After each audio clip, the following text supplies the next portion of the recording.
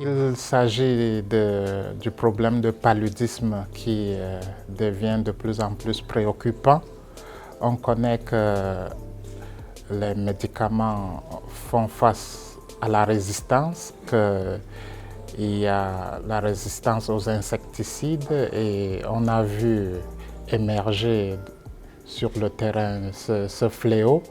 Et il y a moyen de poser des questions pertinentes et de développer de nouvelles approches.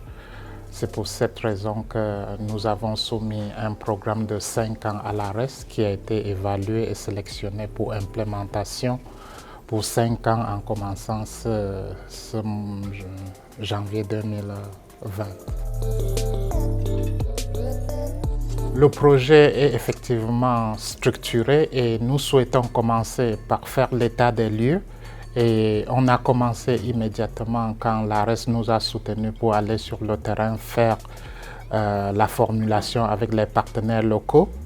Et donc on veut utiliser une plante médicinale Artemisia afra qui pousse dans les pays africains et qu'on peut faire pousser là où on veut. Et c'est déjà sur le terrain vendu sous forme de tisane, dont on récupère déjà dans différents pays. Et ici, on cible le Cameroun, le Rwanda et le Tchad. Et on a récolté des échantillons sur ce terrain-là. On va déjà voir si les compositions des plantes sont les mêmes choses.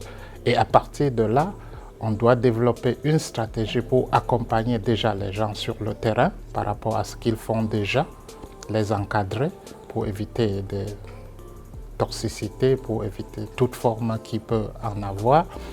Et une fois l'état des lieux fait, nous-mêmes, on va engager des pépinières, des jardins pour cultiver la plante nous-mêmes et passer aux essais cliniques pour vérifier que la plante soigne le paludisme et comment est-ce que c'est soigné et sous quelle forme et comment préserver, comment formuler, standardiser complètement.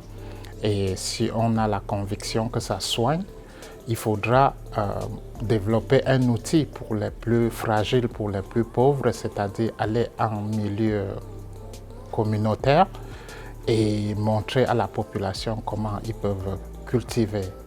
Elles peuvent cultiver et à partir de là leur montrer comment sécher, comment fabriquer leurs propres médicaments et comment se soigner, voire se protéger du paludisme. Donc c'est sur cette stratégie-là qu'on est engagé avec un consortium africain, d'abord par les Africains, avec nos amis et partenaires des universités belges. Et donc nous pensons par là apporter quelque chose de nouveau comme alternative à la situation actuelle. Parce que c'est des pays géographiquement distincts. Le Cameroun est beaucoup plus forestier au sud. Le Tchad, c'est pratiquement désertique, s'il faut appeler ça comme ça. Et de temps en temps, il y a des pluies qui ne sont pas de longue durée, parfois 2 mois, maximum 3 mois. Et les moustiques prolifèrent et le paludisme sévit fortement. Et le Rwanda, c'est un peu comme le Cameroun, avec une présence constante des moustiques et du paludisme qui peut arriver à tout moment.